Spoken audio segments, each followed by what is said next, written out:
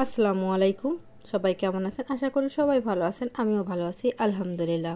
শীত আসলেই তো কম বেশি সবারই ভাপা পিঠা খাওয়া হয়, তাই আমি আজকে নিয়ে এসেছি শীতের ভাপা পিঠার রেসিপি। চলুন কিভাবে বানাতে হয় দেখে আসি। পিঠা বানানোর জন্য আমি এখানে আতপ চালের গুঁড়া নিয়েছি। অবশ্যই এখানে আতপ চালের গুঁড়াটাই ব্যবহার করবেন। এই আতপ চালের গুঁড়ার মধ্যে আমি দিয়ে দিচ্ছি স্বাদ মতো লবণ। তারপর এখানে অল্প অল্প করে পানি দিয়ে মিক্সড করে নেব।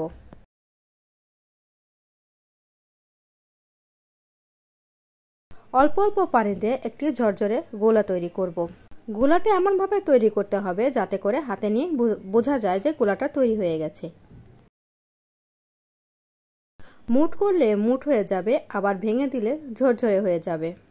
তখন বুঝবেন গোলাটা রেডি হয়ে গেছে। আমি এই ভাপা পিঠার গোলাটাকে একটা নেটের সাহায্যে ছেঁকে নিচ্ছি। যাদের বাসায় ছাকনা আছে তারা ছাকনা দিয়েও ছেঁকে নিতে পারেন, তবে আমার বাসায় এই নেটটা ছিল, আমি নেটটা দিয়ে এই গোলাটা তৈরি করে নিচ্ছি। গোলাটা আমার তৈরি হয়ে গেছে, দেখতেই পাচ্ছেন আমি কিভাবে ছেঁকে নিচ্ছি।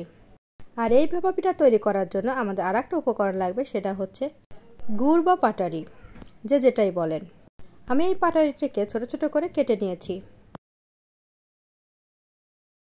ভাপা পিঠা তৈরি করার জন্য এরকম খোড়া, মাটির খোড়া বা বাটি ব্যবহার করতে পারেন। আমার কাছে এই মাটির খোড়াটা ছিল, আমি এটাই ব্যবহার করছি। এবার এই পাত্রটাতে আমি দিয়ে দিচ্ছি চাউলের গুঁড়া। আপনারা দেখেই বুঝতে পারছেন আমি কিভাবে দিয়ে দিচ্ছি। তারপরে দিয়ে দিচ্ছি পাটারি।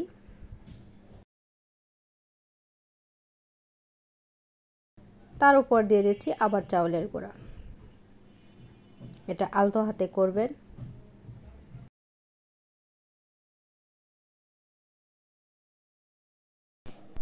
এবার ভাপা পিঠার শেপটা দেওয়া হয়ে গেছে। আমি এখানে একটা নেট দিয়ে ঢেকে দিচ্ছি, আপনারা চাইলে পাতলা কাপড় দিয়েও ঢেকে দিতে পারেন। আমার ভাপা পিঠা বানানোর পাতিল আছে, আমি তাই সেই পাতিলটা ব্যবহার করছি। আপনারা ছাকনাও ব্যবহার করতে পারেন। এবার আমি পিঠাটা দিয়ে দিচ্ছি ভাপের উপর। এবার এপাশ ওপাশ থেকে ওই নেটটা আমি তুলে দিচ্ছি। এবার আমি ঢাকনা দিয়ে দিচ্ছি। 1 মিনিট ভাপের ভিতর থাকার পর পিঠাটা আমার হয়ে গেছে। আমি এখন নামিয়ে নিচ্ছি।